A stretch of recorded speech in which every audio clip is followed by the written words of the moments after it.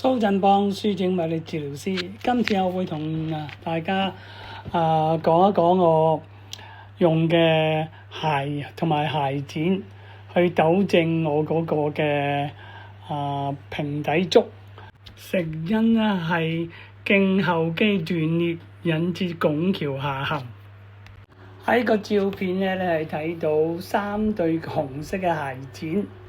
墊，同埋3對嘅拖鞋，有2塊細嘅腳踭墊，愛嚟咧係吸收嗰個嘅震盪嘅。咁有2個綠色嘅專業嘅鞋墊，仲有咧一對嘅波鞋，我就會將嗰個嘅腳踭嘅鞋墊擺咗喺底，然後將嗰個嘅專業嘅鞋墊咧擺喺上邊，係我用嚟打網球或者係長途嘅步行用嘅。喺我未得教大家做肌肉跟腱伸展嘅運動之前咧，我想講俾大家聽我嗰個嘅平底足。你可以睇到咧我嘅左腳當我企喺一個腳趾公嗰陣時咧，嗰個拱橋咧都係平嘅。咁但係我右腳嘅咧，如果我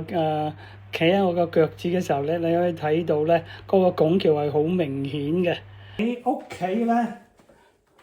我就唔會用個 professional 咧，因為好貴嘅，幾百蚊嘅。咁我呢 Medimate 嘅鞋墊咁咧呢度咧就係我買一啲嘅鞋，咁咧可以咧係啱啱套咗入去嘅。咁咧你可以剪到佢啱長度咧，就擺咗入去。咁咧我特別買呢啲鞋咧，第一可以透氣啦，第二咧可以保護嗰隻腳。有好多時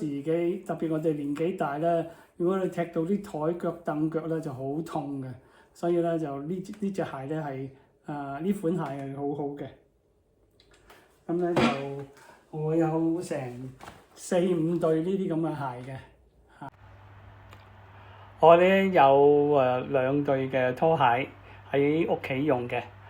一對咧就係喺房裏邊啦，一對咧就係特別係用喺嗰個廚房，有肥膩嘅嘢，咁咧就唔需要咧抹嗰個嘅地板啦，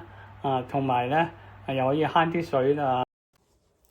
呢個左腳你覺得咧呢度咧 build up 好多嘅，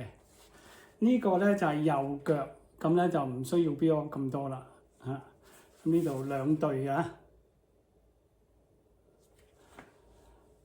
咁樣咧，仲有咧，我喺個鞋裏邊咧有一個我叫做 heel pad 嘅嚇。咁咧係一個 shock absorber 嚟嘅，可以 absorb 98% 嗰個嘅heel pressure。喺屋企咧，我用一個手推車 trolley 咧，係去搬啲嘢嘅，咁咧就可以保護到我嗰個嘅腰骨咁下一次咧，我就會開始介紹俾大家咧點樣去做一啲伸展腳嘅肌肉同埋跟腱嘅運動。